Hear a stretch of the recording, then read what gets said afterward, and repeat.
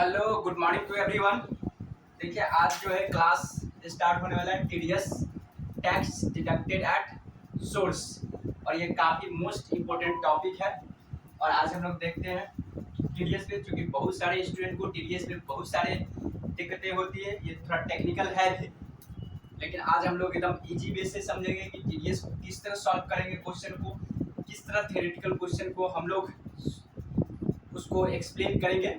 तो उस पर आज हम लोग डिस्कस करने वाले हैं। थोड़ा सा मैं सेटअप कर ले रहा हूँ।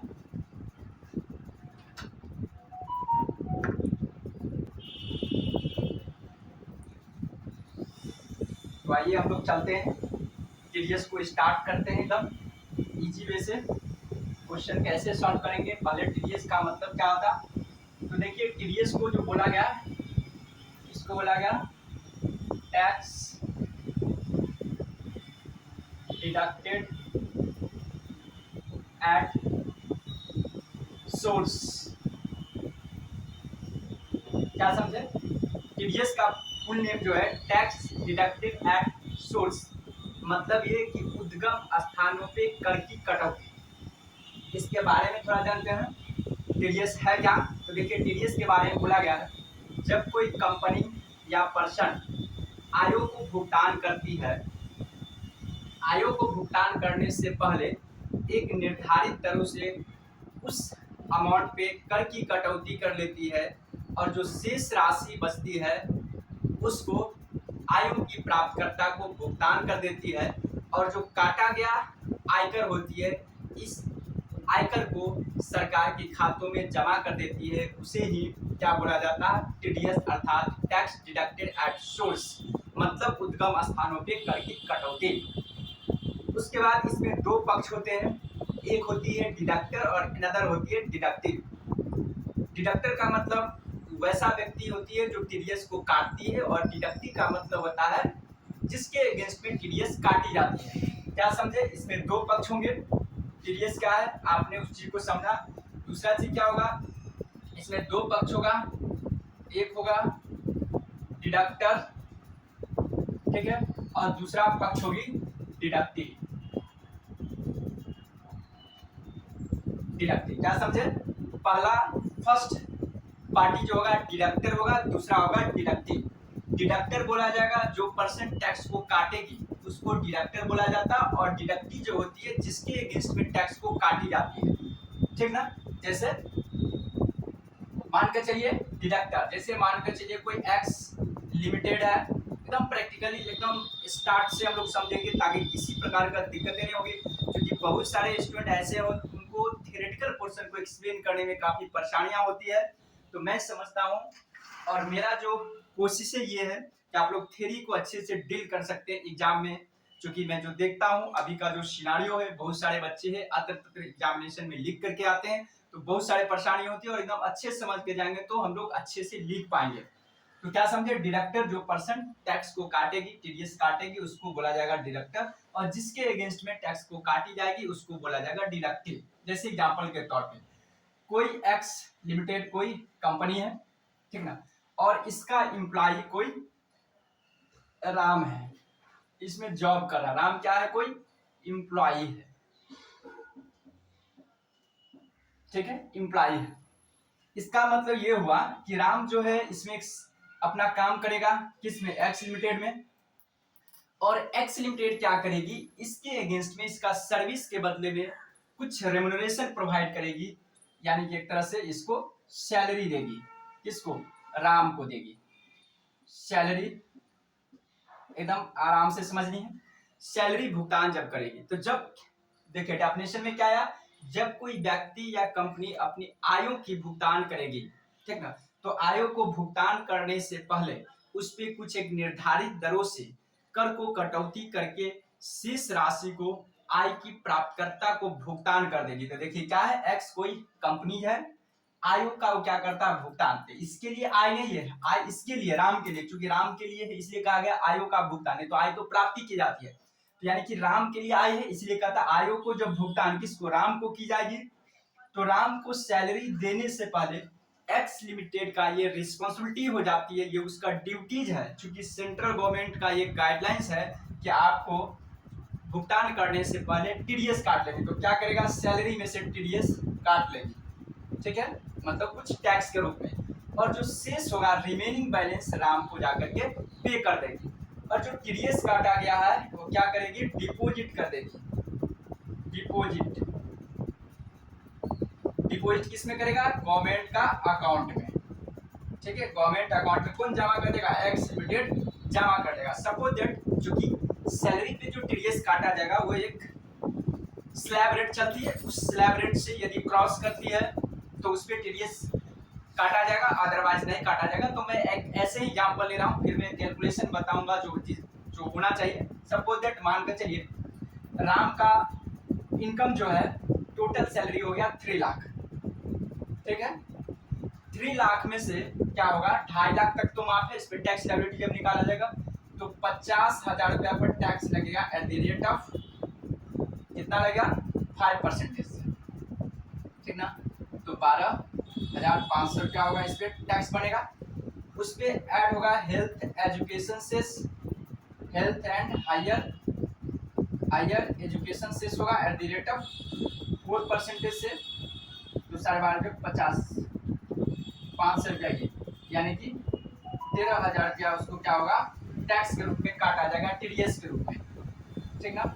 इसका मतलब ये हुआ कि 3 लाख में से लेस करके राम को 2.5 लाख की पेमेंट किया जाएगा।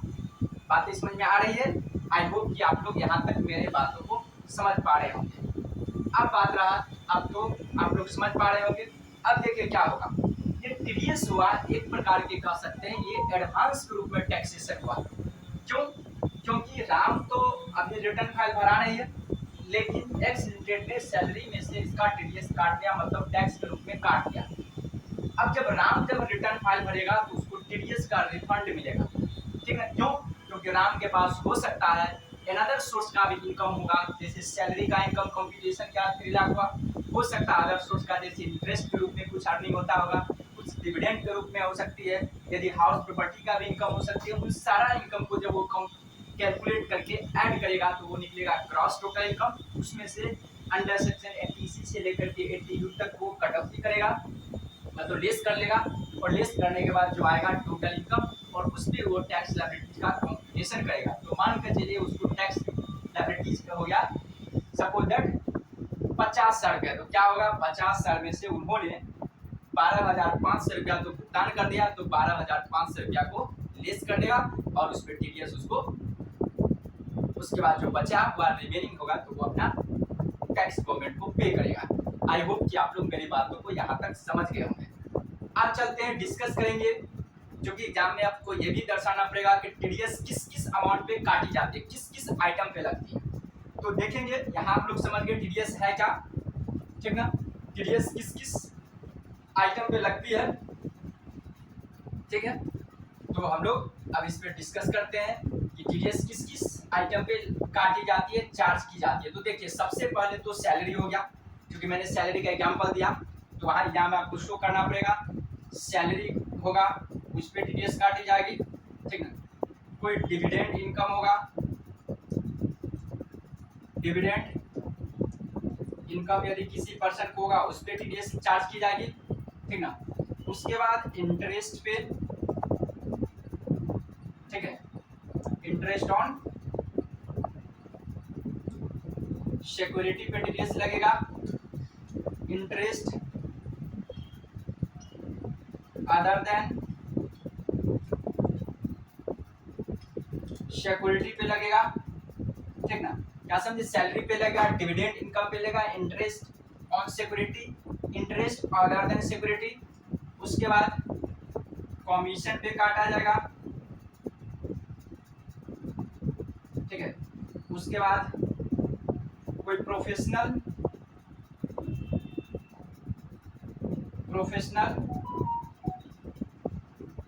फीस पे टीडीएस लगाया जाता है। जैसे प्रोफेशनल फीस का मतलब हो सकता है कोई ऑडिटर का फीस हो सकता है, कोई आर्किटेक्चर का फीस हो सकती है, कोई सॉफ्टवेयर का सर्विस प्रोवाइडर है तो सॉफ्टवेयर का काम करता है तो वो सॉफ्टवेयर का जो सर्विस हो गया उस सभी को प्रोफेशनल फीस के अकॉर्डिंग डाला जाता है, ठीक ना।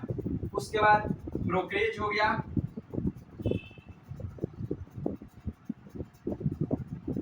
ब्रोकरेज हो गया, इंश्योरेंस सर्विस हो गया, इंश्योरेंस सर्विस हो गया, ये सारे बहुत सारे ऐसा हो गया। अदर देन प्रोफेशनल फीस कह सकते हैं, अदर देन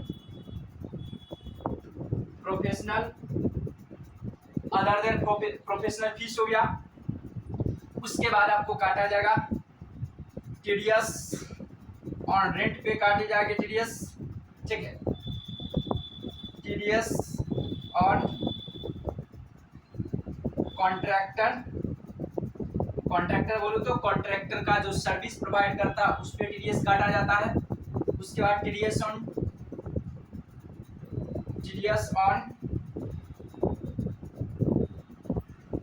टेक्निकल सर्विस पे टीडीएस काटी जाती है। टीडीएस हम टीडीएस को हटा देते हैं, सब में लिखते हैं आइटम का ही नेम, विनिंग फ्रॉम हॉर्स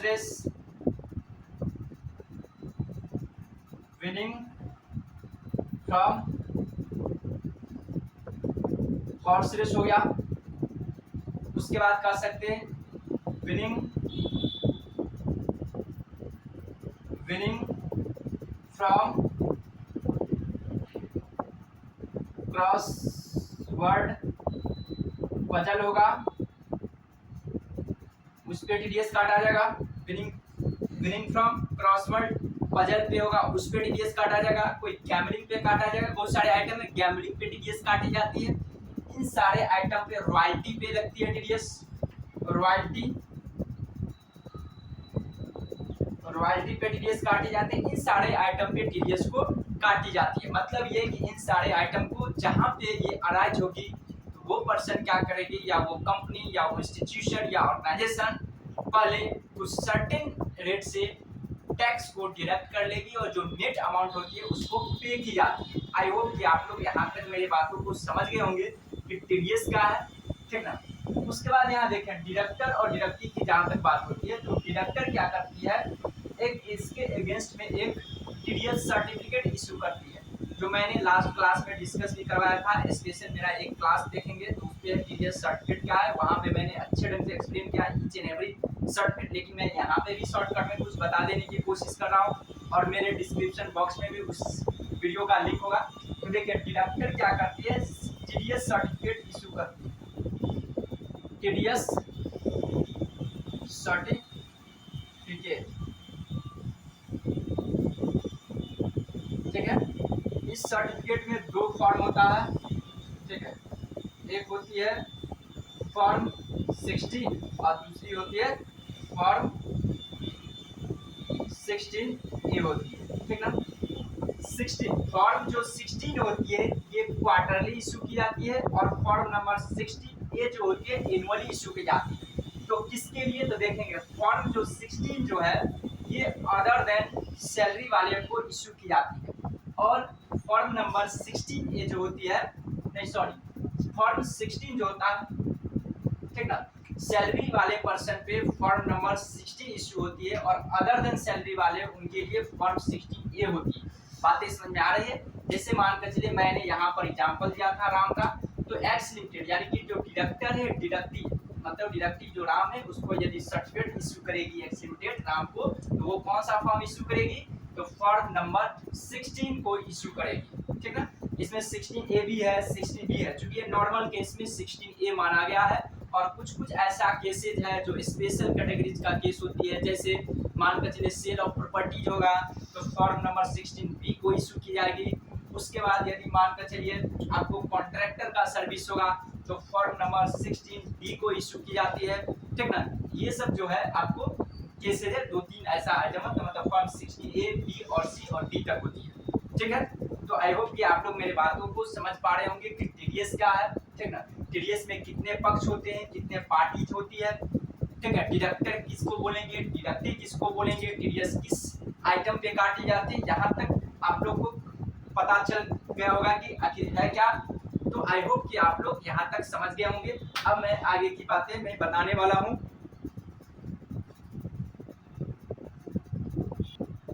तो देखिए अब थोड़ा टीडीएस के बारे में थोड़ा प्रैक्टिकल में आता हूँ।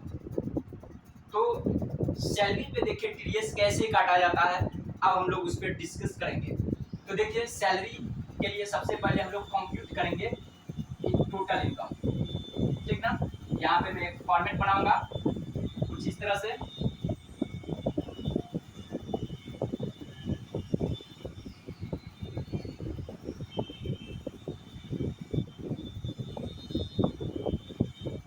कुछ मैं इस तरह से फॉर्मेट बना लूंगा, ठीक है। यहाँ पे मैं लिखूंगा amount,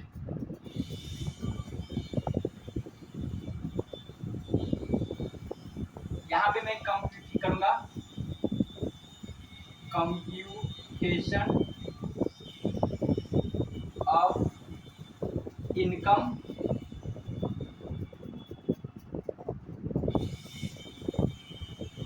from salary for the assessment year भी होगा। यहाँ पे मैं लिखूंगा पार्टिकुलर, यहाँ पे मैं लिख दिया पार्टिकुलर, ठीक है। तो आप देखेंगे यहाँ पे हम लोग कुछ आइटम के नेम लिखते हैं, यहाँ जो फॉर दी असेसमेंट ईयर लिख देंगे यहाँ पर ब्रैकेट करके। यहाँ पे चल रहा है 23-24, 2023 से 2024 चलेगा। आप लोग लिखेंगे फॉर दी असेसमेंट ईयर 23 और 24 अभी तक जो एग्जामिनेशन देंगे। अब जो एग्जामिनेशन देने वाले हैं उनके लिए हो जाएगा 24-25 हो जाएगा फॉर दी असेसमेंट ईयर, ठीक है। क्योंकि आप सिलेबस भी वहाँ पर चेंज हो गई, लेकिन हम लोग 23-24 के असेसमेंट ईयर के अकॉर्डिंग अभी तक चल रहे हैं। तो देखिए मान कर चलिए सैलरी में आपका हो सकता है बेसिक सैलरी,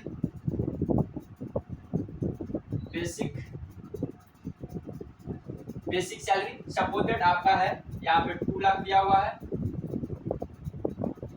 ठीक है। उसके बाद आपको हो सकता है डीए हो सकती है, मतलब डीए बोले तो डियरनेस अलाउंसेस। यहाँ पे सपोज दैट इसको मैं लिखूंगा 50,000, ठीक है। उसके बाद बोनस हो सकती है, बोनस को भी मैं लिख देता हूँ 50,000, ठीक है। ज़्यादा अमाउंट कम भी हो सकती है। एचआरए हो सकता है, हाउस रेंट अलाउंसेज हो सकती है, ठीक है। एचआरए कंप्यूटेशन किया जाता है, तो मैं कंप्यूट करके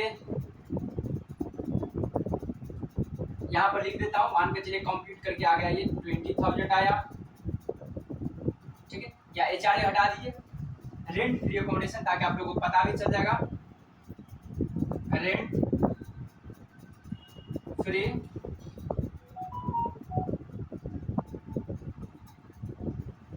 अकोमोडेशन, तो देखिए रेंट फ्री अकोमोडेशन में क्या होता है, सैलरी का 15% होती है, डीए को छोड़ दिया जाता है, क्योंकि DA as per service condition में। तो हम लोग लेंगे बेसिक सैलरी प्लस बोनस, यानी कि 2.5 लाख का 15%, ठीक है। 2.5 लाख का 15%, यदि 2.5 लाख का 15 निकालेंगे तो 25 जोड़े 37,500 रुपया होंगे, ठीक है।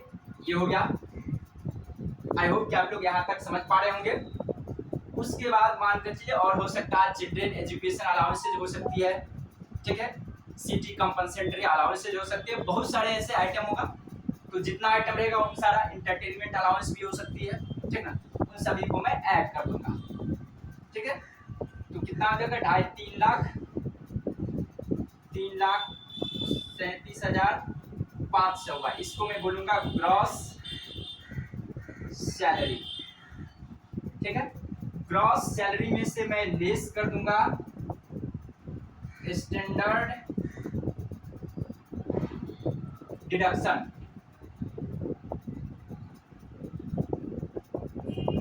ऐसे इसका सेक्शन होता है। लिखना चाहेंगे तो लिख सकते हैं, अंडर सेक्शन 16A होता है, लेकिन मैं छोड़ के चलता हूँ। ये फिक्स होता है 50,000। इस जगह पे आप लोग याद रखेंगे स्टैंडर्ड डिडक्शन ये फिक्स है, हमारे गवर्नमेंट ने यहाँ पर फिक्स कर रखा है। 50,000 सभी इम्प्लॉय के लिए है, चाहे वो जिसका सैलरी कम हो ज्यादा हो, ये डजंट मैटर, ठीक है। इस 50,000 को मैं लेस कर दूंगा, तो 3,37,500 में से 50 जाएगा तो 2,87,500 आएंगे। ये आपको कहलाएगा नेट सैलरी, या नेट सैलरी को ही बोलूंगा ग्रॉस टोटल इनकम। क्यों? क्योंकि यहाँ पे इस एम्प्लॉय के पास अनदर कोई इनकम नहीं है, क्योंकि एम्प्लॉयर यहाँ पर टैक्स काट रही है, तो एम्प्लॉयर तो सिर्फ सैलरी को कंप्लीट करती है, इसी को सैलरी को बोलूंगा। ऐसे भी लिख सकता हूँ salary as a total income. ठीक है, यहाँ पे लिख दीजिए salary as a gross total income. यहाँ पर सैलरी होगा ग्रॉस टोटल इनकम। यहाँ पे मैं क्या करूंगा, फिर से लेस करूंगा deduction under section 80C to 80U। मतलब अंडर सेक्शन 80C से लेकर के 80U तक का यदि कोई भी आइटम हो, जैसे अंडर सेक्शन 80C में क्या होता है, ट्यूशन फी होती है, ठीक ना, ट्यूशन फी हो गया। यदि कोई लाइफ इंश्योरेंस प्रीमियम हम लोग पेमेंट कर रहे हैं या unit link insurance premium payment कर रहे हैं, सुकन्या समृद्धि स्कीम में हम लोग डिपॉजिट कर देते हैं, या तो हम लोग म्यूचुअल फंड को परचेज कर लेते हैं, या तो म्यूचुअल फंड में हम लोग इन्वेस्टमेंट कर देते हैं, ठीक ना। ये सारा डिडक्शन आपको मिलती है अंडर सेक्शन 80G में। बातें समझ में आ रही है? या कोई लोन का इंस्टॉलमेंट, लोन का प्रिंसिपल अमाउंट का इंस्टॉलमेंट यदि हम लोग रीपेमेंट कर रहे हैं तो भी अंडर सेक्शन 80C के अकॉर्डिंग आपको मिलती है। फिर 80D में आती है, यदि हम लोग मेडिकल इंश्योरेंस प्रीमियम चेक के थ्रू पेमेंट करते हैं तो नॉर्मल केस में 25,000 होती है, यदि वो सीनियर सिटीजन है तो उसको मिलती है 50,000 रुपया तक डिडक्शन मिलती है। ठीक है, तो इस तरह से आप लोग समझ रहे होंगे बात के। तो मानकर चलिए उसके बाद 80G भी होती है, जिसमें आपको पता होना चाहिए डोनेशन होती है, ठीक है। 80 एक डबल जी होती है, यदि आप रेंट पेमेंट कर रहे हैं उसके लिए होती है, 80 डबल जी होती है। अगर 80P भी होती है, जो पॉलिटिकल पार्टी को यदि कोई कंट्रीब्यूशन कर रही है, ठीक ना। बहुत सारे ऐसा सेक्शन है, चूंकि अभी हम लोग सेक्शन पे डिस्कस नहीं करने वाले हैं, क्योंकि उसके लिए एक अलग से डिडक्शन का मेरा वीडियो होगा, उस वीडियो को आप लोग वॉच कर लेंगे। तो यहाँ पे मानकर चलिए मैं एक लिंक दे रहा हूँ, लमसम अमाउंट मानकर चलिए 7,500 था, ठीक ना, सारा सेक्शन लेकर। तो ये आपको लेस करेंगे तो 2,80,000 आपको ये आएगा। इसको मैं बोलूँगा टोटल इनकम, ठीक है, या इसी को मैं बोल सकता हूँ total income liable to TDS, ठीक है। मैं इसको बोल सकता हूँ टोटल इनकम, इसको मैं लिख ही दे रहा हूँ, टोटल इनकम लायबल टू पे टीडीएस। मतलब ये इनकम हुआ जिसपे टीडीएस पे की जाएगी।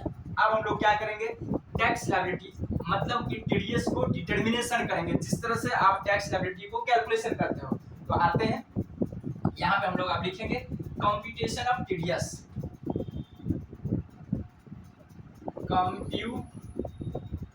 कंप्यूटेशन ऑफ टीडीएस, ठीक है। हम लोग आप टीडीएस का कंप्यूटेशन कर लेंगे, ठीक है। तो लिखेंगे टैक्स ऑन 2.5 लाख तक हम लोग क्या है, नील है, ठीक है। तो देखेंगे 2,80,000 में से हम लोग 2.5 लाख पे तो टैक्स लगा लिए, ठीक है। अब रिमेनिंग कितना बचा, तो रिमेनिंग बचा 30,000, तो लिखेंगे रिमेनिंग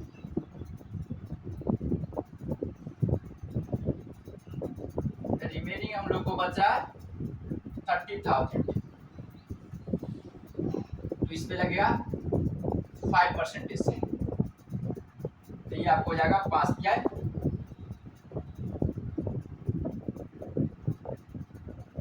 1,500 रुपया होगा, ठीक ना।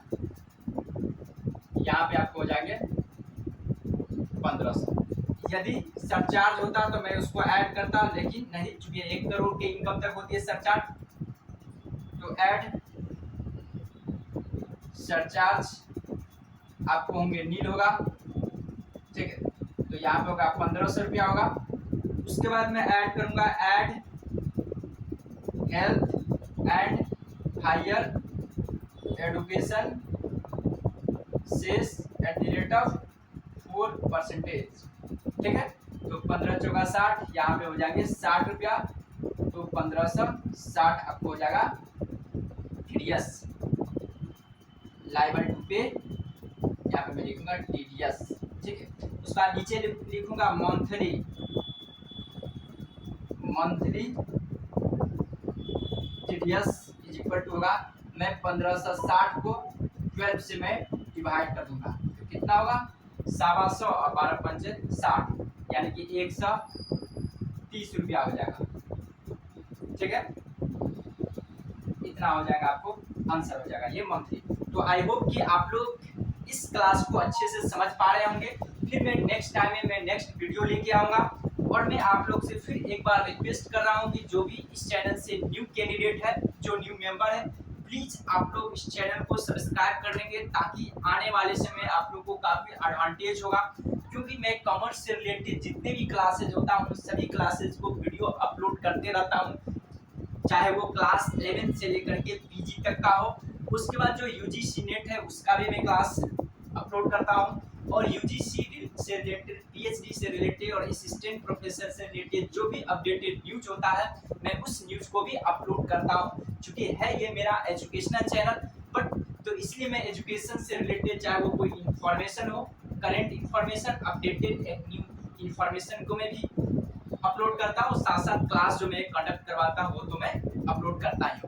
तो आई होप कि आप लोग यहाँ तक मेरी बातों को समझ पा रहे होंगे, और जो भी न्यू होंगे प्लीज़ चैनल को सब्सक्राइब कर देंगे, ताकि जब भी मैं वीडियो को अपलोड करूँगा मेरे यूट्यूब के माध्यम से आप लोग मेरे वीडियो को, मेरे क्लासेस को वॉच कर सकेंगे अच्छे ढंग से, और आप उस क्लासेस का अपने फ़ायदा उठाएंगे और अपनी लाइफ में इंजॉय करेंगे। Okay, bye bye, have a nice day.